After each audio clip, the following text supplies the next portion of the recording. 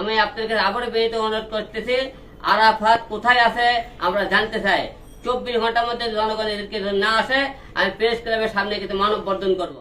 ওই তো সবার টার্গেট তাকিয়ে আছে আরাফাত মানে কোর্টে কখন নেওয়া হবে।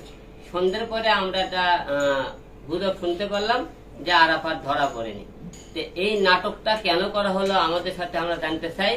আরেকটা বিষয়, আরাফাত দেশে আছে আমাকে নাকি কারু সহযোগিতা ছাড়া দেশের বাইরে চলে গেছে এটা জানতে চাই।